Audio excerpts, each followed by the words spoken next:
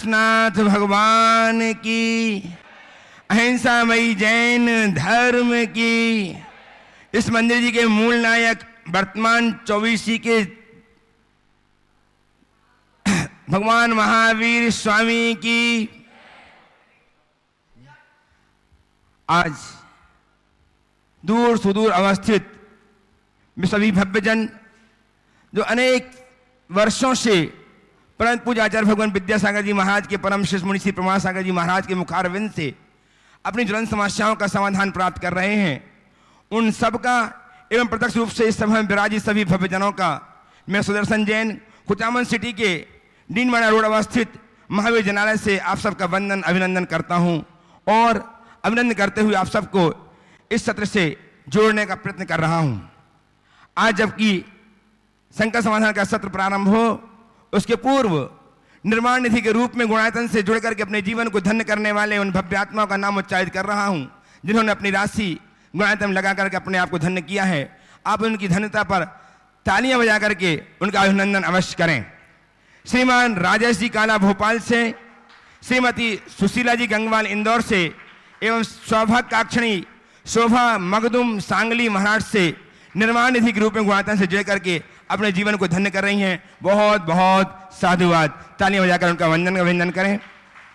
आज ही ऑनलाइन निर्माण सारथी के रूप में श्रीमती शालिनी जैन धर्मपत्नी दिवस जैन जयपुर ने एवं श्रीमती शकुंतला देवी जैन जयपुर ने निर्माण सारथी के रूप में गुणायतन से अपने आप को जोड़ करके अपनी अर्चना को गौरवान्वित किया है। बहुत बहुत साधुवाद। सर्वप्रथम मैं महाराज श्री से आपको संकट समाधान से जोड़ूं। प्रथम उनके आशीर्वाद की छाया हम सबके ऊपर आपके ऊपर पड़े, इस अपेक्षा से आपसे निवेदन कि आप नमोस्तु निवेदित करें। महाराज श्री की आशीर्वाद की छाया आपके ऊपर होगी। बोलिए नमोस्तु महाराज जी, नमोस्तु महाराज जी, नमोस्तु महाराज जी। ऑनलाइन प्रश्न के माध्यम से पहला प्रश्न विश्वनाथ चारियाली से विनीता डसनी जानना चाहती महाराज श्री कि बच्चे स्कूल में अपना टिफिन किसी और नॉन वेजिटेरियन से साझा ना करें, इसके लिए हम क्या करें? देखिए, बच्चों को अपने खान पान के प्रति जागरूक करना आप सबका कर्तव्य है। सबसे पहले बच्चों के मन में दया करना और संवेदनशीलता के भाव हम सबको भरना चाहिए। अब बच्चों को समझाना चाहिए कि आहार का हमारे जीवन से क्या संबंध है, धर्म से क्या संबंध है। हमारे खान पान में यदि किसी भी प्रकार की अशुद्धि होती है तो उसका दुष्परिणाम क्या होता है, और उनके मन में नॉन वेज के प्रति इतनी ग्लानि उत्पन्न कर देनी चाहिए कि सपने में भी वो नॉन वेज खाने का मनोभाव न जगा सके। और उनसे कहें कि कभी भी ऐसी स्थिति आए तो आप एक दूसरे के साथ अपना टिफ़िन साझा न करो, क्योंकि अगर ऐसी चीज़ों का स्पर्श भी हो जाता है तो अंतराय है। स्पर्श तो बहुत दूर की बात है, मांस आदि को देख लेने पर भी श्रावकों को अंतराय बताया है। तो ऐसे चीज़ों के साथ तो हमें खाना ही नहीं चाहिए। जब तक आप अपने बच्चों को जागरूक नहीं करेंगे तब तक ऐसा परिवर्तन नहीं हुआ। साथ ही यदि आप जितने भी शिक्षण संस्थान हैं उनके संचालकों में सामूहिक रूप से मिलकर के ऐसी बात रखें तो बहुत सारे लोग इसमें परिवर्तन भी करते हैं कि बच्चों को अपने टिफ़िन में नॉन वेज लाने से रोके, और अगर ऐसा रुक गया तो आपके बच्चों की समस्याएं बहुत अच्छे से हल हो सकती। महाश्री भरत इमलिया ललितपुर उत्तर प्रदेश से जानना चाहते हैं कि हे महाश्री, आचार्य भगवान विद्यासागर जी महाराज के आशीर्वाद से संपूर्ण देश में दयोदय गौशालाओं का संचालन कर जीव दया का उद्देश्य सार्थक किया जा रहा है, परंतु महाश्री आज के युग में और भी जानवर हैं जिन्हें संरक्षण की आवश्यकता है, लेकिन गौवंश ही हमारी प्राथमिकता पर है। ऐसा क्यों? और समाज का ऐसे जीवदया के केंद्रों के लिए क्या कर्तव्य होने चाहिए? देखिए, बात तो सही है, हमारे लिए सभी प्राणी संरक्षणीय है, हमें सबका संरक्षण करना चाहिए और यथासंभव संरक्षण का प्रयास भी करना चाहिए। लेकिन हमारी अपनी सीमाएँ, जितनों का हम अधिक से अधिक कर सके करें। गौ को एक प्रतीक के रूप में चुना गया है क्योंकि गौ का हमारे जीवन से बहुत नज़दीकी संबंध होता है। माँ के दूध के साथ साथ गाय का दूध पी करके ही सब बढ़ते हैं और बढ़ते हैं, इसलिए गाय को माता की बात कही जाती है। गौ को धरती का प्रतीक माना जाता है, इसलिए गौ को हमने चुना तो सबको चुन लिया, ऐसा कहा जाता है। आचार्य वीरसेन ने गौ के लिए कहा या श्री सा गौ, तो हमने प्रतीकात्मक रूप से एक गाय की सेवा कर ली तो ये भी हम सबके लिए बहुत अच्छा है। हमारी कोशिश होनी चाहिए अन्य प्राणियों की सेवा के लिए भी हम करें, उनकी सुरक्षा के लिए भी करें। मारोठ में बकरशाला देख करके बड़ी प्रसन्नता हुई। वहाँ उन बकरों को संरक्षण दिया जाता है जिनको बलि की वेदी में चढ़ाने की स्थिति रहती है, और बलि से बचाकर उन्हें संरक्षण दिया जाता है। तो हम तो अभय दान दें, किसी भी प्राणी को अभय दान दे। अभय दान महापुण्य का कारण है। सबको दे सके अति उत्तम है, पर कम से कम सबको न दे सके तो जो प्रधान है उसको तो दें। इस भाव से गौशालाओं का संचालन आज हो रहा है, चल रहा है। हमें अन्य प्राणियों की भी सेवा रखनी चाहिए। मैं एक बात आज के संदर्भ में जरूर कहूँगा, पहले भी कहा था आप लोगों से, अब परिंदों के प्रति संवेदनशील बनिए। आजकल के घर जिस तरीके के बन रहे हैं, चिड़ियों और अन्य पक्षियों को रहने का, बसेरा बनाने का स्थान खत्म हो गया। आज मैं मध्याह्न में ऊपर सीढ़ी के बीच चढ़ाव पर सामायिक कर रहा था। मैंने देखा 2 चिड़ियाँ छोटे छोटे से मोके बने हुए हैं, उसमें अपनी घोंसला बना ली। मैंने देखा कितने यत्न से वो घोंसला बना रही हैं। मंदिर के अंदर उनने अपना घोंसला बनाया, कितना मेहनत की उनने। लेकिन मुझे लगा जब इस पर पलस्तर या मार्बल चढ़ेगा तो उसका क्या होगा, वो कहाँ जाए। पेड़ आपने काट के उखाड़ दिए और घर आप इतने इस तरह के बनाते हैं कि कोई घुस ही नहीं सके, तो वो कहाँ जाए। मैं आप सबसे कहना चाहूँगा, ये सब हमारे मित्र हैं, प्रकृति की विषाक्तता को समाप्त करते हैं और हमारे जीवन में कहीं न कहीं सहयोगी बनते हैं। इसके माध्यम से इकोलॉजी व्यवस्थित होती है, इकोवैलेंस बनता है। तो इकोवैलेंस बनाए रखने के लिए, पारिस्थितिकी का नियंत्रण बनाए रखने के लिए और पर्यावरण की शुद्धि को बनाए रखने के लिए हमें इसके भी स्थान होती है। मैं आप सबसे कहूँगा कि जब भी आप घर बनाएं तो कम से कम घर के बाहरी हिस्से में 2-4 ताके मौके छोड़ के रखें, कुछ छेद छोड़ के रखें, ताकि उनमें चिड़ियाँ, गिलहरी, तोते, मैने जैसे प्राणी अपना बसेरा कर सके। खुद के लिए तो खूब सोचते हो, औरों के लिए भी सोचने की कोशिश करो, तब तुम्हारे घर में चहक होगी, तब तुम्हारे घर में शांति और प्रसन्नता की किलकारियाँ होगी। ये आज बदली हुई जीवन शैली में जो कमी आई है, इसका ही परिणाम दिख रहा है कि आज पक्षी लगभग लुप्त प्राय होते जा रहे हैं। उसमें एक कारण उनका बसेरा उजड़ना भी है, जो बहुत गंभीर कारण है। हमें सबके प्रति संवेदनशील होना चाहिए। महाश्री नैना डगरिया धरियावाद राजस्थान से जानना चाहती हैं कि किस कर्म के कारण हमारे शरीर में बीमारियां हो जाती हैं। हमने अगले जन्म में पाप किए थे या फिर इस जन्म में हम क्या करें जिससे छुटकारा मिले, कृपया समाधान बताएं। निश्चित रूप से बीमारी अशुभ कर्म का परिपाक है। कर्म शास्त्र की भाषा में हम अगर बीमारी के लिए कहें तो इसके पीछे कई कारण हैं।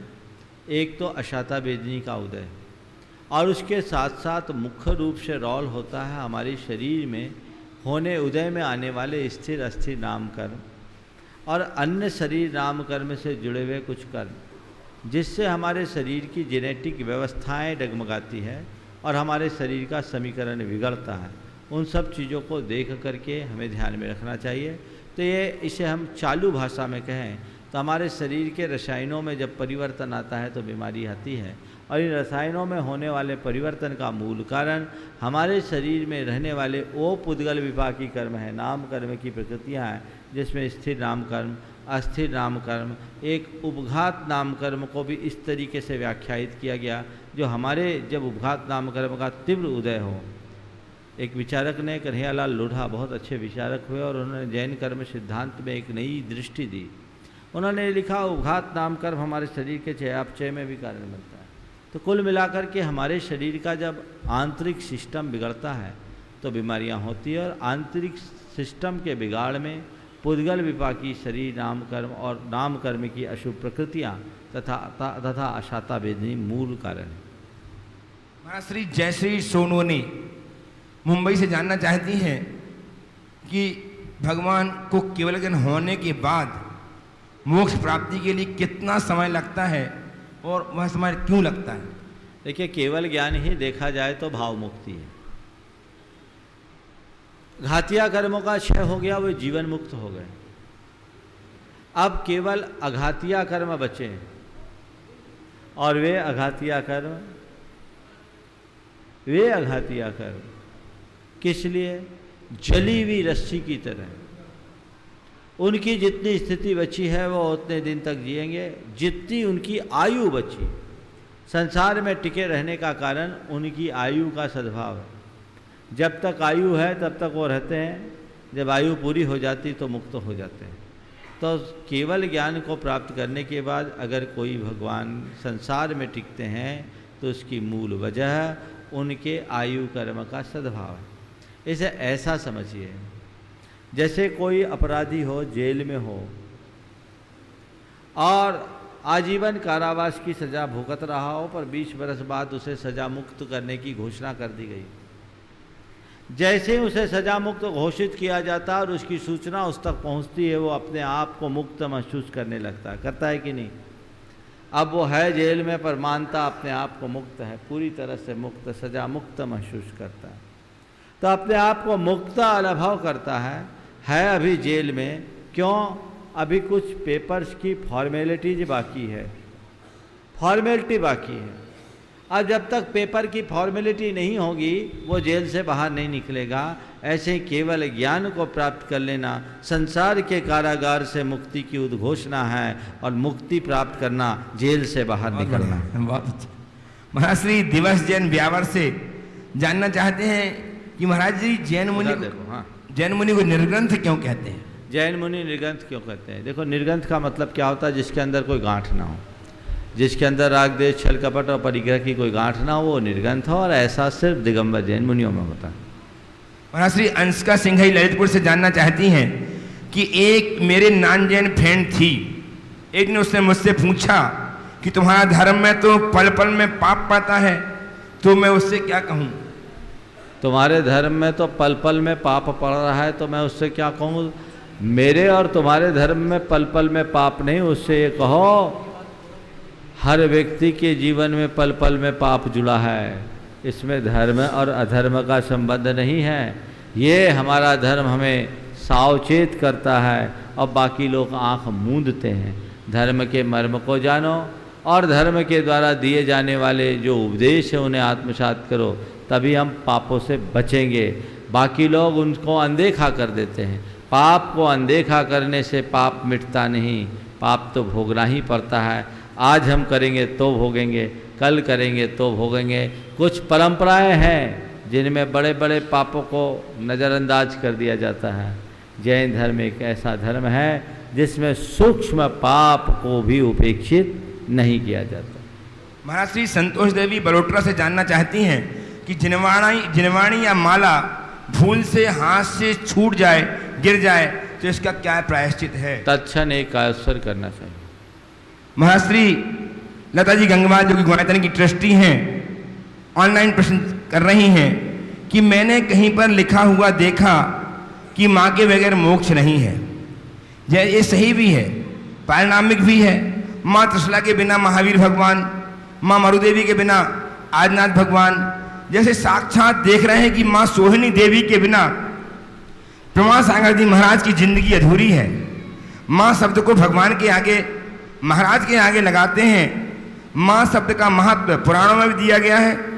लेकिन महाराज श्री एक कैसी विडंबना है कि आजकल बच्चे अपनी माँ को भूल जाते हैं, माँ बाप का महत्व नहीं समझ पाते हैं। इसमें कहीं पर माँ की भी परवरिश में कोई कमी रहती है क्या, या है? बताएं, कृपया समाधान करें। बहुत अच्छा सवाल किया है, बड़ा संवेदनशील प्रश्न है। माँ की महिमा अपार है और माँ के बिना मनुष्य अधूरा है। परमात्मा में माँ है, महात्मा में माँ है और आत्मा में माँ है, सब में माँ है।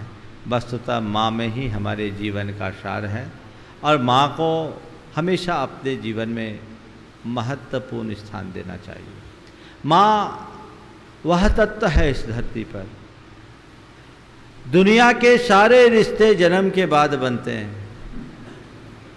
एक लौती माँ ऐसी है जिसके रिश्ते पेट से ही जुड़ जाते हैं। बेटे और माँ का, शिशु और माँ का संबंध पेट से। और माँ है जो पल पल ममता वर्षाती है। माँ ममता की खान। उस माँ की उपेक्षा घोर नीचता है। संतान को चाहिए कि माँ की ममता को पहचाने, इस बात को कभी भूले नहीं कि मेरे जीवन के निर्माण में मैं जो कुछ भी बना हूँ माँ की कृपा से बना हूँ, पिता का उसमें सहयोग और संरक्षण रहा। यदि वो नष्ट हो गया होता तो आज कुछ नहीं होता। आज की संतान पढ़ लिख जाने के बाद अपने ही माँ बाप की घोर उपेक्षा करने लगती है और उसके कारण अनेक प्रकार के दुष्परिणाम सामने आने लगते हैं। एक व्यक्ति ने अपनी माँ को अपने फ्लैट से बाहर निकाल दिया। मैंने कहा कैसी विडंबना है, जिस माँ ने बेटे को 9 महीने तक अपने पेट में रखा, बेटा बड़ा होकर अपने फ्लैट में रखने को तैयार नहीं, इससे बड़ी नीचता और क्या होगी। सोचने की बात है, संवेदना जगाइए। ऐसा व्यक्ति कभी भी धर्मात्मा नहीं हो सकता। जैन परंपरा में भगवान महावीर के विषय में एक चर्चा आती है, यद्यपि ये श्वेतांबर परंपरा में है, लेकिन माँ की ममता को उजागर करने के लिए बहुत अच्छा उदाहरण। कहते हैं भगवान महावीर जब माँ के पेट में थे तो एक पल को उनको लगा कि मैं अगर मूवमेंट करूँगा तो मेरी माँ को तकलीफ होगी, तो उन्होंने अपना मूवमेंट रोक दिया। गर्भ में पल रहे बालक वर्धमान अपना मूवमेंट रोक दिए और जैसे ही बच्चे का मूवमेंट रुका, कोहराम मच गया, त्रिशला हलाकान हो गई। ये क्या, मेरे बच्चे को कहीं कुछ हो गया, मेरे बच्चे को कहीं कुछ हो गया। आज भी आते ना, मूवमेंट कम है या मूवमेंट खत्म है तो घबरा जाते कि नहीं घबराते। तो जब महावीर भगवान ने अपने मूवमेंट को रोका तो त्रिशला एकदम घबरा गई, क्या हो गया, क्या हो गया। भगवान ने अपने अवधि ज्ञान से जाना, अरे कैसी माँ है, कितनी ममता है। मैं माँ को कष्ट ना हो इस भाव से अपने मूवमेंट को रोका तो मेरी माँ को कष्ट हो रहा है। कष्ट न मिलने पर कष्ट हो, इससे बड़ी माँ और कौन हो सकती है। ये सोचो, ये माँ है तो माँ को केवल माँ ही जान सकती है, दूसरा नहीं। इसलिए माँ को समझो, माँ के हृदय को समझो, तब तुम अपने जीवन में कुछ पा सकोगे। महाश्री दीपिका जी दिल्ली से जानना चाहती हैं, बहुत बड़ी समस्या उन्होंने लिखी है कि हमारी जॉइंट फैमिली है, पापा कमाते हैं और मंदिर जी में दान करते हैं, तो बाकी घर वाले क्लेश करते हैं, एक दूसरे को गंदी गालियां देते हैं, बात बात पर खाना छोड़ने पर और घर से भाग जाने की धमकी देते हैं, अपने साथ मेरे ही भाव खराब करते हैं। मुनिश्री, मेरे मन में अशांति फैली है, कृपया करके मुझे कोई उपाय बताएं, मार्गदर्शन दें। देखिए, संयुक्त परिवार में दान की परंपरा को आगे बढ़ाने के लिए परिवार के वातावरण को अनुकूल बनाना चाहिए। यदि आप सार्वजनिक रूप से दान दे रहे हैं और परिवार के अन्य सदस्यों में ज़रूरत से ज़्यादा क्लेश हो रहा है तो ये स्वर के मन को आहत करने वाला होगा, क्योंकि आप संयुक्त परिवार में हैं। भले कमाने में आपकी भूमिका है, पर अपने धन के मालिक आप अकेले नहीं। तो पहला प्रयास ये करना चाहिए कि घर परिवार के लोगों में इसकी विषय पर सहमति बना लेना चाहिए और सहमति बना करके दान दें, ताकि उनकी भी अनुमोदना हो, वो पुण्य कमाएं। अथवा ऐसा सिस्टम बना ले कि मैं जो भी दान करता हूँ अपने हिस्से का करता हूँ। एक सिस्टम बना ले कि इतना रुपया मुझे दान करना है और वो मेरे खर्चे में जोड़े, चाहे कोई जोड़े, इसमें कोई दखल नहीं दे सकता। किसी भी प्रकार से सबको अगर आप संतुष्ट करके, सहमत करके, संतुष्ट करके तो शायद संभव ना हो, सहमत करके यदि इस तरह की क्रिया करते हैं तो आपकी इस समस्या का समाधान होगा। और जब तक ऐसी सहमति नहीं बना सकते हैं तब तक सार्वजनिक घोषित दान न करें, ताकि किसी को क्लेश ना हो। अन्यथा कोई आर्त ध्यान से अपना और आपका सबका हित कर सकता है। महाश्री संकेत प्रवीण चंद जोशी मुंबई से जानना चाहते हैं कि मेरे मामा के लड़के की रोड दुर्घटना में मृत्यु में मैं निमित्त बना हूँ, तो मुझे प्रायश्चित करना है, मुझे क्या करना चाहिए, कृपया समाधान दीजिए। किसी गुरु के पास जाकर के पूरे घटनाक्रम का निवेदन करो और फिर उनसे प्रायश्चित की याचना करो। प्रायश्चित संबंधित बहुत सारे प्रश्न आते हैं। शंका समाधान प्रायश्चित का मंच नहीं है, यहाँ आप शंकाएं लें। मैं शंका समाधान के माध्यम से सभी लोगों को कहता हूँ ऐसे प्रश्न न भेजें। और अगर आपको कोई प्रायश्चित करना, मैं कहता हूँ पाप हुआ तो प्रायश्चित किए बिना न रहो। और प्रायश्चित किससे लो? सार्वजनिक प्रायश्चित नहीं होता, गुरु से लो, जिनमें तुम्हें अपनी श्रद्धा हो और जिनके समक्ष जाकर तुम्हें ऐसा लगता है कि मैं अपने दोषों को प्रकट करूं और वो मेरे दोषों को गंभीरता से सुनकर मेरे दोषों को माफ़ करे और साफ करे, उनके चरणों में जाकर के ये बात करो। जिनके पास जाने के बाद तुम्हें ये सुनिश्चितता हो कि मेरे इन दोषों का प्रचार न हो, वहाँ जाकर के आप करो। और जिनके पास तुम अपने दोषों का प्रायश्चित लेने जा रहे हो, कम से कम वो उन दोषों से प्रभावित ना हो, इस बात का जरूर ध्यान रखो और ऐसा प्रायश्चित लो। महर्षि गोपालगंज सागर से मयंक जैन आपके श्री चरणों में नमोस्तु करते हुए जानना चाहते हैं कि ओला को अभक्ष कहा गया है। हाँ, ओला, हाँ, ऐसे में वर्षा के जल के साथ ओले पिघल करके टांके के पानी में मिल जाते हैं, तो क्या ऐसे पानी का प्रयोग कर सकते हैं? देखिए, वर्षा के पानी को संग्रहित करें, पर कब? जब प्रकृति अनुकूल हो तब। प्रायः गर्मी के दिनों में ओले गिरते हैं, सर्दियों के दिनों में ओले गिरते हैं, सावन भादों में ओले नहीं गिरते। और सबसे शुद्ध समय सावन भादों का समय होता है। मानसून की पहली किस्त खत्म होने के बाद आप उसे भरें। जहाँ कम वर्षा होती है वहाँ प्रकृति को देखते हुए उसका संचय करें, तो उसमें दोष नहीं है। ओला का प्रयोग ना करें। महाश्री बिट्सवाटर न्यू जर्सी यूएसए से अति महत्वपूर्ण एवं महत्वशाली प्रश्न राखी बड़कुल जी कर रही हैं। वे कह रहे हैं कि मैं पत्नी श्री प्रशांत बड़कुल हूँ। मैं 3 साल से अमेरिका में रह रही हूँ।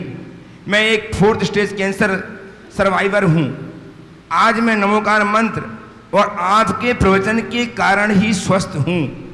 मैं पिछले 1 साल से लगभग रोज नमोकार मंत्र 3 बार लिख रही हूँ। आज मुझे कैंसर फ्री हुए लगभग 2 साल होने को हैं। जब से मैंने ये शुरू किया है तब से मेरा जीवन ही परिवर्तित हो गया है। लिखने के बाद से पता नहीं कैसे मैं नियमित रूप से YouTube पर आपके प्रवचन भी सुनने लगी हूँ। आपके प्रवचनों ने जैसे जादू कर दिया। प्रवचन में मैं ये सुना कि मनुष्य में चांद और सूरज से भी ज़्यादा शक्ति है। सब संयोग वियोग हैं ये जाना। छोटे छोटे नियम लेना शुरू कर दिया। नियमित महामंत्र की जाप भी शुरू कर दी। और अब आपके शुभाशीष से नमोकार मंत्र के 35 व्रत भी पूरे होने को हैं। जीवन को एक नया लक्ष्य मिल गया है और जीवन के प्रति मेरा दृष्टिकोण ही परिवर्तित हो गया है। ये सब मानो एक सुंदर स्वप्न सा लगता है। जैन धर्म और जैन साधुओं को बारंबार नमन। मैं नमोकार मंत्र का प्रचार प्रसार करना चाहती हूँ, कैसे करूँ? बहुत बहुत सुंदर बात है। मैं तो इसे श्रद्धा और आत्मविश्वास का चमत्कार कहूँगा। और ये आप सब लोगों के लिए उदाहरण है। ऐसा एक नहीं, अनेक लोगों के साथ हुआ। आप जब तक अपने हृदय में श्रद्धा को प्रकट नहीं करेंगे तब तक जीवन में परिवर्तन नहीं आएगा। हम लोगों का बड़ा सौभाग्य है कि हम ऐसे परंपरा में जन्म लिए जहाँ हमें जन्म घुट्टी में नमोकार मंत्र के संस्कार दिए जाते हैं। जन्म से नमोकार मंत्र एक ऐसा महामंत्र जिसको सिद्ध करने की जरूरत नहीं, जो स्वयं अनादि सिद्ध महामंत्र। नमोकार महामंत्र लिखने के विषय में मैंने कई बार अपने प्रवचनों में बोला है, संकट समाधान में भी बोला है, और बहुत लोगों ने उसे अपनाया और इसके बहुत अच्छे रिजल्ट हैं। मैं ये बात नहीं कहता कि नमोकार मंत्र करने से तुम्हारी बीमारी ठीक हो ही जाएगी, लेकिन इतना जरूर कहता हूँ कि विपत्ति और बीमारी की घड़ी में अगर नमोकार जपोगे तो बीमारों के सहने की शक्ति जरूर आ जाएगी और आएगी। और ये भी चमत्कार हो सकता है जैसा कि बहन राखी बड़कुल के जीवन में हुआ। कैंसर के 4th स्टेज में जाने के बाद उसने नमोकार मंत्र लिखा और अपने जीवन को मोड़ा। उसके साथ साथ उसकी सोच बदली। उसने जीवन और जीवन की व्यवस्था को जाना। प्रवचन सब कोई सुनते हैं, प्रभाव सब पर नहीं पड़ता। कान से प्रवचन सुनोगे तुम्हारे जीवन का कुछ नहीं होगा, और हृदय से प्रवचन सुनोगे तुम्हारे जीवन में आमूल चूल परिवर्तन हो जाएगा। इस बहन जी ने नमोकार मंत्र के प्रचार प्रसार की बात कही। मैं तो कहता हूँ विभिन्न माध्यमों से इसका प्रचार प्रसार करना चाहिए। और इनके जीवन का सबको हर माध्यमों से बताना चाहिए। और ऐसा अन्य लोगों को भी, बहुत सारे लोग हैं जिनने मुझ तक अपने समाचार भेजे हैं, और बहुत से ऐसे लोग हैं जो नमोकार मंत्र लिखने या जपने के बाद या प्रवचनों के संपर्क, प्रवचनों से जुड़ने के बाद अपने जीवन में आए हुए परिवर्तन को शेयर नहीं कर पाए हों। पर मैं कहता हूँ, इन अच्छाइयों को फैलाइए। व्हाट्सएप में फैलाना है तो इनको फैलाओ, गंदी बातें क्यों फैलाते हो, आधारहीन बातें क्यों फैलाते हो? इसको पूरे विश्व में फैलाओ ताकि जन जन नमोकार जपे और अपने जीवन का उद्धार कर सके। इसके लिए प्रयास होना चाहिए। आपके भीतर खुद के अंदर श्रद्धा होनी चाहिए। आप जब तक अपनी श्रद्धा को प्रगाढ़ नहीं बनाएंगे, आपके जीवन में बदलाव नहीं आएगा। ऐसा सैकड़ों लोगों के जीवन का अनुभव है जिनके जीवन में नमोकार मंत्र के लेखन से परिवर्तन आया है। आप भी अपने जीवन में ऐसा करें, आप सबसे मैं कहता हूँ। और जिन लोगों को नमोकार मंत्र लिखने से, नमोकार जपने से, शंका समाधान से जुड़ने से या प्रवचन में जुड़ने से जो कोई भी परिवर्तन आया है, मैं चाहूँगा उन सबको आप प्रमाणिक ऐप पर एक बार शेयर करें ताकि पूरी दुनिया को उसे बचाया जा सके और लोग उससे प्रेरणा पा सके। हमारी कोशिश होनी चाहिए अच्छी बात को हम जन जन तक पहुँचाएं और बुरी बात को वहीं के वहीं रोक लें ताकि हम समाज के स्वास्थ्य को ठीक बनाए रख सकें। महाश्री गुणायतन के ट्रस्टी चिरंजीव लाली शकुंतला मोहित काला सीकर से जानना चाहते हैं कि गुरुदेव, दिवाली, होली, क्षमावाणी साल में एक बार ही आते हैं। हम 364 दिन उनका इंतजार कर लेते हैं, पर आपस में गले मिलकर रोज दिवाली, होली और क्षमावाणी क्यों नहीं मना पाते? बहुत सुंदर बात है। मन का दिवाला निकला है तो दिवाली कैसे मनाएं? जिनके मन में दिवाली हो उनको क्षमा मांगने की भी जरूरत नहीं है। उनके लिए तो हर रोज दिवाली है, हर रोज क्षमावाणी है, हर रोज होली है। मन का दिवाला पिटा हुआ है, मन का बुरा हाल है। अपने मन को संभालो, मन को सुधारो, मन में पवित्रता की स्थापना करो। और वह सब हो सकता है आध्यात्मिक चिंतन से, अपने धार्मिक चिंतन से। हमारी कोशिश होनी चाहिए हम अपने जीवन में अपने चित्त को बदलें। मैं देखता हूँ लोग पूजा पाठ तो फिर भी बहुत रुचि से कर लेते हैं, धार्मिक क्रियाओं में तो फिर भी सहभागिता दे देते हैं, लेकिन अपने परिणामों की शुद्धि के प्रति बहुत कम सचेत रहते हैं। हमें प्रयास करना चाहिए जड़ पर हम ध्यान दें, पत्तों को सींचने से क्या लाभ। मूल है अपने मन की पवित्रता, चित्त की निर्मलता। उस चित्त की शुद्धि की हमारी कोशिश हो, परिणामों में सरलता हो तो आपस में खींचातानी नहीं होगी और तुम्हारा जीवन पानी की लकीर की तरह होगा। अगर कुछ हुआ भी तो पल में शांत हो जाएगा। उसे अपने भीतर तैयार करना चाहिए। महाश्री प्रत्यक्ष विराजित प्रश्नकर्ताओं को बुलाऊं, उसके पूर्व तैयार हैं प्रत्यक्ष में विराजमान प्रश्नकर्ता श्रीमान जेके जैन साहब, राहुल शास्त्री महादेवरा से। महाश्री इनके पूर्व आए, इसके पूर्व आज एक निवेदन पारस चैनल का, जो हमारे यहाँ कार्यकर्ता पारस चैनल के कार्यकर्ता कार्य कर रहे हैं, ये चाहते हैं कि आज के दिन पारस चैनल ने 6 वर्ष पूर्ण किए। आज समस्त चैनल परिवार आपका मंगल आशीर्वाद चाहता है। 1 मिनट में आशीर्वाद दे करके तैयार रहेंगे श्री जेके जैन साहब और राहुल जी महादेवरा। देखिए, निश्चित पारस चैनल ने धर्म की प्रभावना में महत्वपूर्ण योगदान दिया है। अगर ये पारस चैनल के माध्यम से शंका समाधान का कार्यक्रम नहीं होता तो आप सब लोगों के जीवन में ये जो समाधान के फूल खिल रहे हैं वो नहीं खिले। ये तो इसका एक छोटा सा पार्ट है, 24 घंटे धार्मिक चैनल को चलाना और लोगों को घर बैठे धर्म ध्यान करने का अवसर देना, धर्म के प्रति जागरूकता उत्पन्न करना, ये बहुत बड़ा काम है। मैं कहता हूँ आप लोग एक दूसरे के जन्मदिन में एक दूसरे को बधाई देते हैं। आज पारस चैनल का जन्म हुआ, कम से कम उसको एक बार बधाई तो दो। पारस चैनल के परिवार को एक बधाई का संदेश दो कि आपको बहुत बहुत धन्यवाद, आपने ये चैनल चलाकर हमारे जीवन में चैन उत्पन्न कर दिया और हमने बाकी सारे चैनल को बंद कर दिया। हमारे जीवन में एक नया सुकून पैदा हुआ, हमारे जीवन की धारा बदली, घर बैठे हमें गुरुओं का समागम मिल रहा है। इससे बड़ी बात क्या होगी। हम आपके प्रति हार्दिक कृतज्ञता ज्ञापित करते हैं और आपके प्रति बहुत बहुत बहुमान प्रकट करते हैं। मैं आज सबसे कहता हूं, जितने भी दर्शक इस कार्यक्रम को देख रहे हैं, ये कम से कम एक मैसेज या एक फ़ोन पारस चैनल को थैंक्स का जरूर देना। ये कृतज्ञता होनी चाहिए तुम्हारी पारस चैनल को, पारस चैनल के ग्रुप को, और जो इस कार्यक्रम को प्रसारित करने में अपना सहयोग दे रहे हैं, उन सबको आपको समय समय पर आभार जरूर व्यक्त करना चाहिए, ताकि उनका उत्साह बढ़े और आगे वे धर्म की विशुद्ध प्रभावना में सहभागी बने। गुरुद्वारा के ट्रस्टी श्रीमान जे के जैन साहब जयपुर से हमारे बीच पहला प्रश्न करने के लिए तैयार हैं राहुल जी महादेवरा, और तैयार हैं सुरेश जी वर्मा, कुचामन सिटी। नमोस्तु महाराज श्री। सर्वप्रथम तो पारस चैनल को बहुत बहुत बधाई उसकी वर्षगांठ पर। और महाराज जी, मेरा प्रश्न यह है कि आजकल कंपनियां अपने विज्ञापन में माँ, बहन, बेटी इनके चित्रों को विभिन्न मुद्राओं में प्रदर्शित करती है। महाराज जी, क्या ये उचित है? और दूसरा, कुंडलपुर महामस्तकाभिषेक में मध्य प्रदेश के मुख्यमंत्री जी ने आचार्य साहब ने पहल की और उन्होंने वादा किया कि मध्य प्रदेश में कोई भी विज्ञापन में माँ, बहन, बेटी के चित्र को प्रदर्शित नहीं किया जाएगा। तो महाराज जी, इस पर मार्गदर्शन दें। ये मध्य प्रदेश के मुख्यमंत्री शिवराज सिंह चौहान की एक बड़ी अनुकरणीय पहल है, और मैं चाहूँगा कि इसे पूरे देश में फैलाना चाहिए। वस्तुतः मातृशक्ति को भारत में बहुत ज़्यादा महत्व दिया गया, और ये कहा गया, यत्र नार्यस्तु पूज्यन्ते रमन्ते तत्र देवता। पिता से पहले माँ का नाम लिया जाता, माता पिता कहा जाता, माँ बाप कहा जाता, सीताराम कहा जाता, राधे श्याम कहा जाता। ये मातृशक्ति की महिमा थी।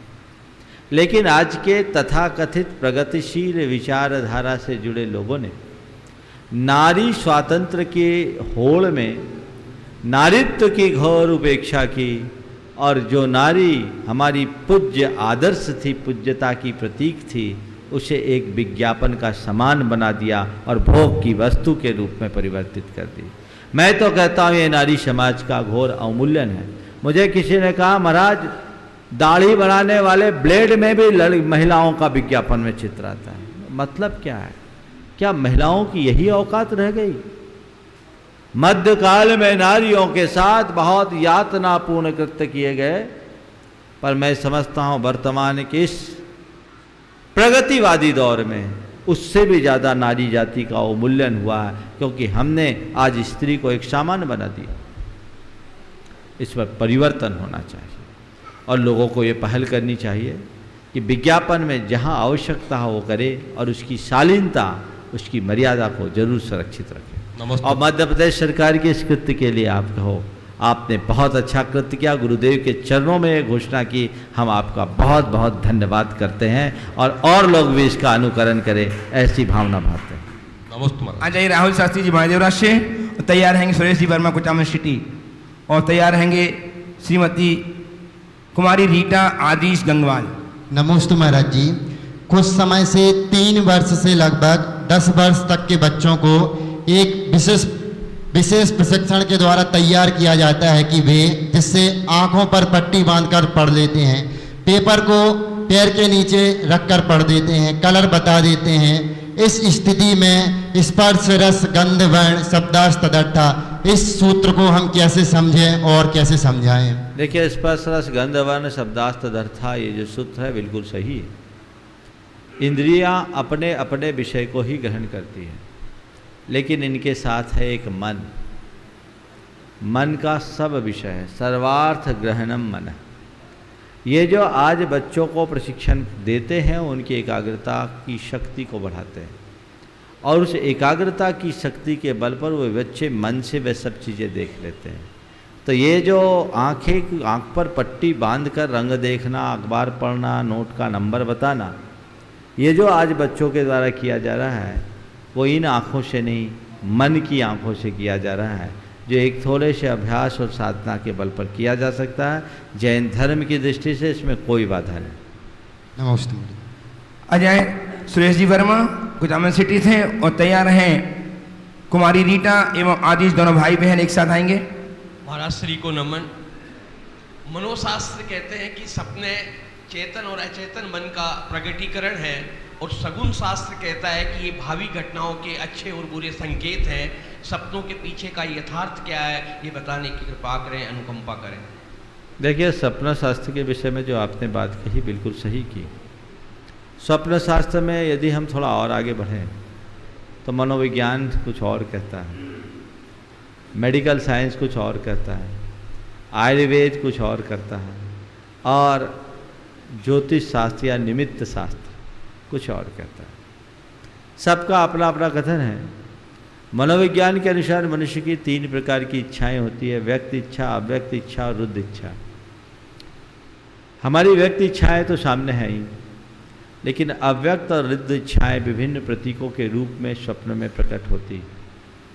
मेडिकल साइंस कहता है जब हम रात्रि में सोते हैं तो स्नायु तंत्र संकुचित हो जाता है और उससे स्वप्न जगत की सृष्टि होती है, जिससे हमारे माइंड को रिलैक्स मिलता है।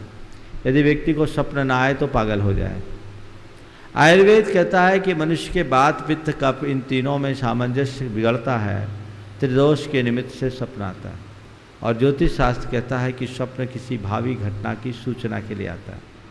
लेकिन स्वप्न शास्त्र में सबसे महत्व की बात यह है कि स्वस्थ व्यक्ति का स्वप्न ही सार्थक होता है, और यदा कदा आने वाले सपनों का ही कोई फल होता है। जो सपने अक्सर आते हैं और जो व्यक्ति अस्वस्थ है, उन सपनों का कोई मतलब नहीं। सपने आखिर सपने होते हैं। इस पर काफ़ी रिसर्च हुआ है, काफ़ी बड़ा विज्ञान विकसित हुआ है। स्वप्न में भी व्यक्ति की अवस्था, स्वप्न की अवस्था, उसका काल और तिथि, ये सब बहुत महत्व रखते हैं। उनको देखते हुए स्वप्नों को देखा जा सकता है, जाना जा सकता है। जैन परंपरा के अनुसार स्वप्न सार्थक होते हैं। हमारे तीर्थंकरों की माँ जब अपने पेट में तीर्थंकर जिस दिन आते हैं, गर्भ में आते हैं, उससे ठीक पहले 16 सपने देखती हैं, और उन 16 सपनों के बाद तीर्थंकरों का अवतरण होता है। तो ये स्वप्न शास्त्र है और स्वप्न का अपना महत्व है। भावी सूचनाएं भी स्वप्न से मिलते हैं, लेकिन ज़्यादातर सपने निरर्थक होते हैं। उनको लेकर बहुत ज़्यादा चिंता मत करो। बंद आँख के स्वप्न आपके बीच आते हैं, उन्हें आप वो स्वप्न साकार हो या ना हो ये कोई गारंटी नहीं, लेकिन मैं आपसे कहता हूँ खुले आँख से आप अपने जीवन के लिए जो सपना संजोए, अगर पूरा पुरुषार्थ रखे तो उसे साकार भी कर सकते हैं और अपने जीवन को बहुत सुंदर बना सकते हैं। इसलिए अच्छे सपने देखिए और जीवन को अच्छा बनाने का प्रयत्न कीजिए।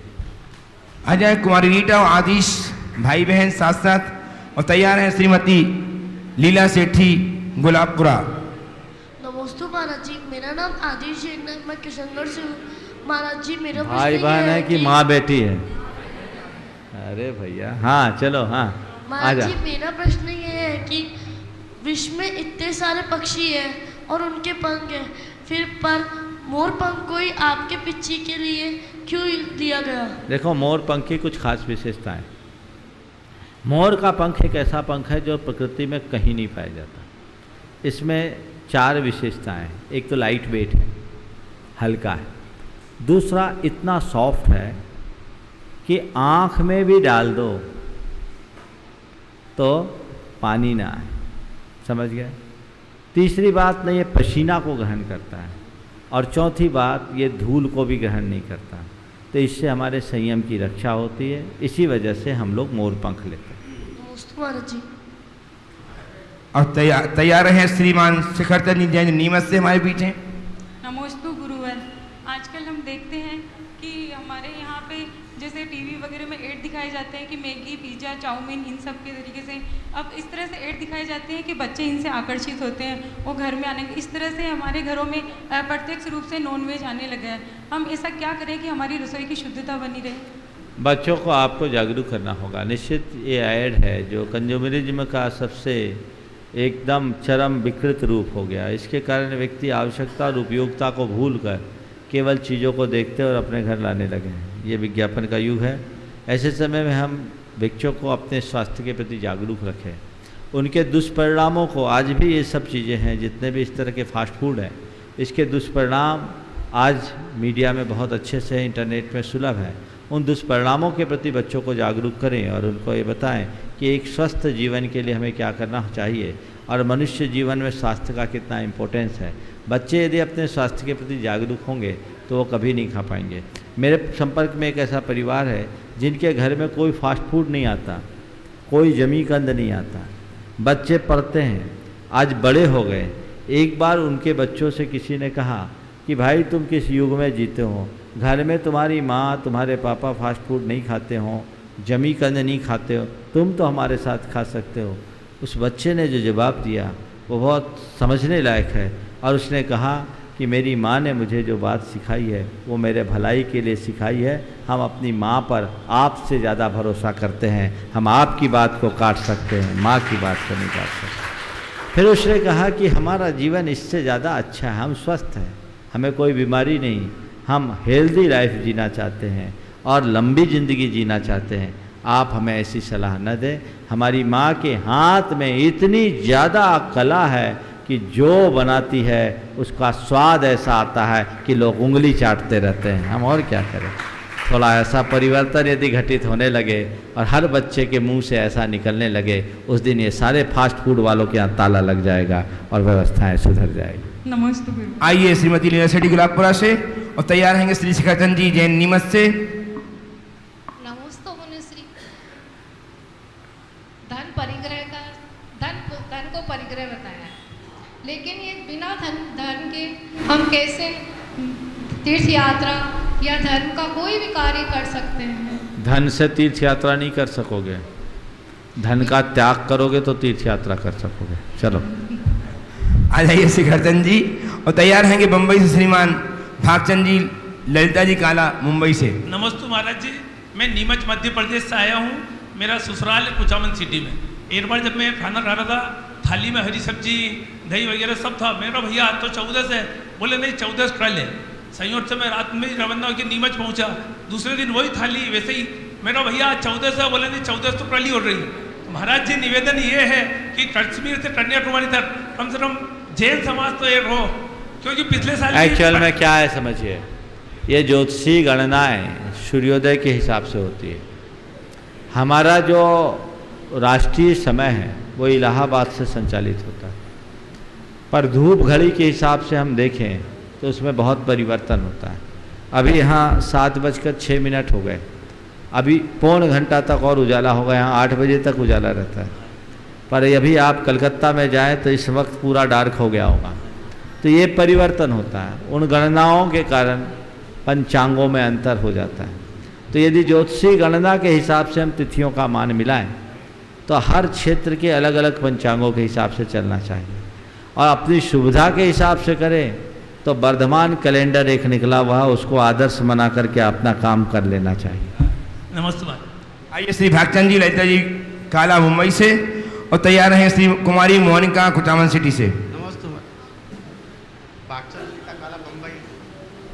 महाराज जी, आपने प्रश्न में बताया कि मृत्यु होने के 48 मिनट बाद मृत व्यक्ति के शरीर में जीव की उत्पत्ति हो जाती है, और यह संभव नहीं है कि 48 मिनट के बाद उनका दाह संस्कार कर दिया जाए, जबकि आपके कथन अनुसार अंतिम यात्रा में जाने से पुण्य होता है। ऐसी स्थिति में अंतिम संस्कार में जाने वाले व्यक्ति को पुण्य होगा या? मैंने ये नहीं कहा कि अंतिम संस्कार में जाने से पुण्य होता है, कब सुन लिया? मैंने कभी नहीं कहा। मेरे पास एक सवाल आया था कि जो व्यक्ति लावारिस लोगों के दाह संस्कार करते वो पुण्य का काम करते हैं या पाप का?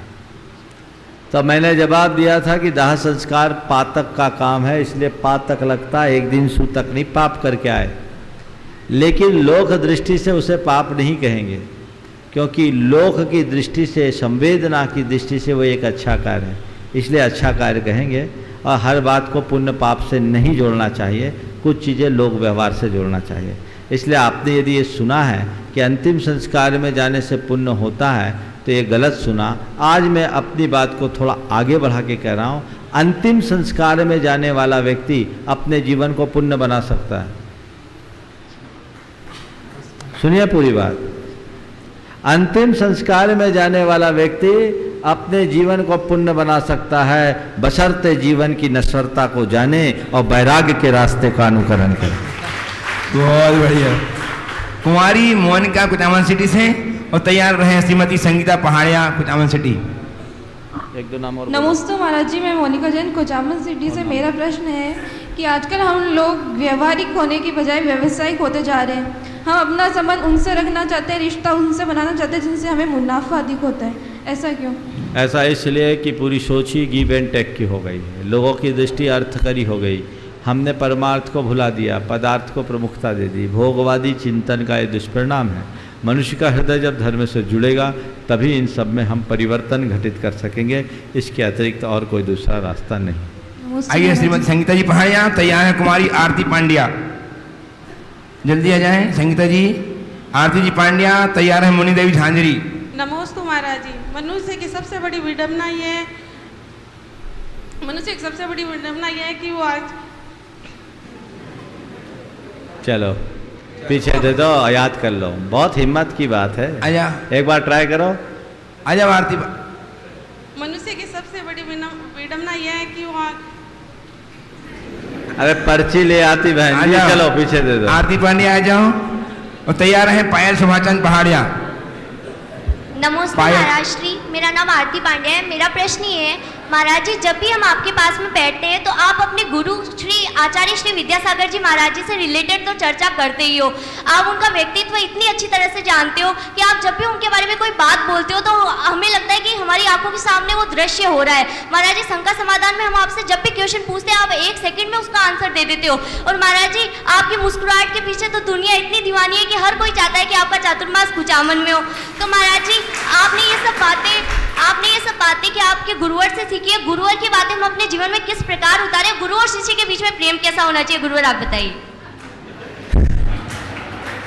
मैं तो एक ही बात कहता हूँ, न हम कुछ हंस के सीखे हैं, न ही कुछ रो के सीखे हैं। न हम कुछ हंस कर सीखे हैं, न हम कुछ रो कर सीखे हैं। जो कुछ थोड़ा सा सीखे हैं तुम्हारे होकर सीखे हैं, गुरु कर होकर सीखे हैं। बस हमारा अपना कुछ नहीं है, जो कुछ है सब उन्हीं का है। चलो नमस्ते। श्रीमती मुनि देवी झांझरी तैयार है। पायल सुभाषचंद जी पहाड़िया। महाराज श्री के चरणों में कोटि कोटि नमन। महाराज श्री, मेरी शंका है कि हमने बचपन भी देख लिया, युवावस्था भी देख ली, गरीबी अमीरी सब देख लिया, पर हर जीवन में टेंशन ही टेंशन है। हम ये जानना चाहते हैं कि और क्या मुनि और आर्यिका के जीवन में भी टेंशन रहता है? देखो, जिसका इंटेंशन ठीक उसके जीवन में टेंशन नहीं, और जिसका इंटेंशन खराब उसके जीवन में भी टेंशन है। सीधी बात है। आपने पूछा मुनि जीवन में टेंशन। हाँ, मुनि जीवन में भी टेंशन हो सकता है यदि मुनि चीज़ों को ओढ़ ले और अपनी मर्यादा से बाहर जाकर इन्वॉल्व हो जाए, टेंशन होगा। और मुनि अगर अपने मुनिपन में लीन होकर के समाज को मार्गदर्शन दे, कर्ता बुद्धि से नहीं कर्तव्य भावना से दे, और चीज़ों को एंजॉय करते हुए चले, तो कभी उसको टेंशन नहीं होगा। मैं अपनी बात को दोहरा रहा हूँ, इंटेंशन ठीक रखो, टेंशन अपने आप दूर हो जाएगा। नमस्ते महाराज। पायल सुभाषचंद जी पहाड़िया तैयार है। मोना झांझरी। नमस्ते महाराज जी, मेरा प्रश्न ये है कि समय, सत्ता, संपत्ति और शरीर चाहे हमारा साथ दे या न दे, लेकिन स्वभाव, समझदारी, सत्संग और सच्चे संबंध हमेशा हमारा साथ देते हैं, तो महाराज श्री फिर भी मनुष्य इन सबको काम में क्यों नहीं ले पाते हैं? स्पष्ट। यही तो मनुष्य की दुर्बलता है। इसको बोलते हैं संस्कार। मनुष्य को समय का, सत्ता का, सामग्री का और बाहर की चीज़ों का मूल्य समझ में आता है। वो बाहर की चीज़ों को महत्व देता है। मूल्यवान चीज़ों का मूल्यांकन मनुष्य करता है, पर उनका मूल्य आंकने वाले का मूल्य उसे पता नहीं। सबका मूल्य है, पर कब? जब कोई मूल्य आंकने वाला हो तब। बाकी जितनी भी चीज़ें बताई गई वो सब पैसे के बल पर खरीदी जा सकती है, पर अपनी जिंदगी को और जीवन के समय को कोई मूल्य देकर नहीं लिया जा सकता। ये अमूल्य है। मनुष्य के जीवन में उस दिन परिवर्तन आ जाएगा जिस दिन वह इस अमूल्य तत्व का मूल्य समझने लगेगा। बस मैं यही कहूँगा, मूल्य समझे अमूल्य का। मोना झांझरी। और तैयार है श्रीमती श्रुतिजन पिंडरई। तैयार है बीना जी गंगवाल। नमस्ते महाराज जी। महाराज जी, मेरी दादी सास 90 वर्ष से ऊपर हैं, तो महाराज जी वो कभी कभी रात में खाना मांगती है कि रोटी दे दो मुझे, तो महाराज जी उनको सिंगाड़े के आटे की रोटी देना उचित है या नहीं? देखिए ऐसा होता है, यदि उनके रात्रि भोजन का त्याग है तो बुढ़ापे में मति भ्रम हो जाता है। वो उनके शरीर की रिक्वायरमेंट नहीं है, पर उन्हें दिन रात का भेद नहीं होता और ये इस तरह की बात कर देते हैं। उस घड़ी में उन्हें रोटी मोह के बस रोटी देने की अपेक्षा उन्हें समझाना चाहिए, उनकी आत्मा को जगाना चाहिए, उनको मार्गदर्शन देना चाहिए, तो उनकी जो सोच है वो बदल जाएगी और पाप से भी बच जाएगी, उनका स्वास्थ्य भी ठीक रहेगा। 95 साल की उम्र में दिन में खाया हुआ नहीं पचता तो रात में खाया हुआ क्या पचेगा? गेहूं की रोटी हजम नहीं होती तो सिंघाड़े की रोटी क्या हजम होगी? तो उनको रोटी खिलाने की जगह उनके मन को बदलने का प्रयास करिए, निश्चित जीवन में सफलता होगी। एक सज्जन थे ऐसे ही जिनने कभी रात्रि में पानी नहीं पिया, लेकिन बुढ़ापे में उनकी ऐसी मति भ्रमात्मक स्थितियां बनी और वो 1-2 बार डब्बे से सामान निकाल करके खा लिया। लेकिन उनकी बहू ने जिस समझदारी का परिचय दिया और जिस तरह का संबोधन देकर उन्हें झकझोरा, उनके अंदर आत्मग्लानि हुई और अंत उनका समाधि पूर्वक हो गया। तो ये अपनी सोच होनी चाहिए, उस सोच को बदलिए। आप मोह में निर्णय न लीजिए, स्वपर हित की भावना से कार्य कीजिए। नमस्ते। श्रीमती श्रुति जैन महाराज जी ये 23वीं मैरिज एनिवर्सरी के समय पर आशीर्वाद चाहते हुए प्रश्न करना चाह रही हैं और तैयार रहेंगी। अच्छा, उनकी है कि आपकी भी है? चलिए। महाराज श्री स्त्री पर्याय कैसे मिली और स्त्री पर्याय कैसे छूटेगी और इससे हमारा किस प्रकार हमारा उद्धार होगा, इसके बारे में मैं आपसे कहना चाहूँगा, आपसे क्या, आप जैसी सभी महिलाओं से कहूँगा, स्त्री पर्याय से क्यों मुक्त होना चाहते हो? संसार से मुक्त होना, ये तो देह दृष्टि है। एक पर्याय को छेदना पर्याय दृष्टि है। हमें संसार से पार उतरने का रास्ता अपनाना चाहिए और संसार से पार उतारने का रास्ता एक ही है, रत्नत्रय को अंगीकार करो, सम्यक्त के राह पर चलो। अतीत जीवन में सम्यक्त से विमुख रहे होगे इसलिए स्त्री पाए, जिन शासन की तुमने ठीक सेवा नहीं की होगी इसलिए स्त्री पर्याय पाई, ये सौभाग्य हुआ है। जिन शासन की शरण में आने का मौका मिला है तो उसमें अनुरक्त रहो, अंतिम क्षणों तक अपने जीवन को उसी अनुरूप ढालने की कोशिश करो और ये सोचो अब स्त्री पर्याय नहीं, संसार से मुक्त होने की कोशिश हो। और ऐसा मत सोचना ये जितने पुरुष बैठे हैं वे कभी अतीत में स्त्री नहीं बने हों, या आज जो पुरुष बने हैं वो भविष्य में स्त्री नहीं बनेंगे, और तुम जो स्त्रियां हैं वो अतीत में कभी पुरुष नहीं रही हो या भविष्य में कभी पुरुष नहीं बन सकते। अनंत कालिक इतिहास है कि हर स्त्री, हर पुरुष, हर नपुंसक अनंतों बार एक दूसरे में परिवर्तन किया हर करता रहेगा। ये संसार का चक्र है, इससे बचो, इस भाव भ्रमण से बचने का रास्ता अपनाओ और उसका एक ही रास्ता है, जिनेंद्र भगवान की आज्ञा के अनुकूल अपना जीवन बनाओ। जिन आज्ञा का अनुसरण करो तत्व को अपने हृदय में धारो और अपने जीवन को आगे बढ़ाओ। बाकी तो न जाने अनादि संसार में हमने कितने कितने दुख भोगे हैं और कैसे कैसे पर्यायों को पार किया। आ जाए श्रीमती बीना जी गंगवाल और तैयार हैं श्रीमती कल्पना जी कुचामन सिटी। नमस्ते गुरुदेव। गुरुदेव, हम लोग चौके में जाते हैं तो हमारा मन रहता है कि प्रवचन सुने, और प्रवचन में रहते हैं तो फिर हमारा मन करता है हम आहार दें, तो क्या करें? इसका उत्तर आज सवेरे प्रवचन में दे दिया है मैंने। गुरुदेव, इसके आगे हो रहा है, हम लेडीज लोग की आदत होती है कि हम आहार के टाइम 16 के वस्त्र पहन के चौके में पहुंच जाते हैं। मैंने इसका सॉल्यूशन दे दिया था कि अपने घर में कमरे में टीवी लगा लो, चौके में चौका भी लगाओ और प्रवचन भी सुनो। चलो लेकिन गुरुदेव आगे आगे कल्पना जी बज अंतिम प्रश्न लेकर के आ रही हैं और कल्पना जी बज, हाँ जल्दी करो, आखिरी प्रश्न। नमस्ते महाराज श्री। धृतराष्ट्र अंधे थे तो द्रौपदी ने कहा था, धृतराष्ट्र अंधे थे तो द्रौपदी ने कहा था कि अंधे का पुत्र अंधा होता है, तो महाभारत हो गई। वैसे ही अगर किसी में कमी है तो ये समाज और परिवार उस कमी को बार बार दोहराता है, तो या तो वह कुंठित होकर आत्महत्या कर लेता है या चुपचाप रहकर हीन भावना की ओर। तो ऐसे में क्या करना चाहिए? ऐसे में यही करना चाहिए कि लोगों को अपने अंदर इस तरह के अहंकार और उत्तेजनापूर्ण प्रवृत्तियों से बचना चाहिए, समझदारी से काम करना चाहिए।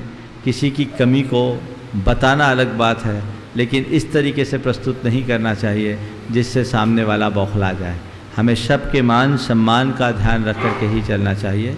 हित मित और प्रिय वचन बोलना ही हम सबका इष्ट है। हमें वही इष्ट मान करके चलना चाहिए और इस तरह की प्रवृत्ति से अपने आप को यथासंभव बचाना चाहिए। महाराज श्री एक अंतिम ऑनलाइन क्वेश्चन।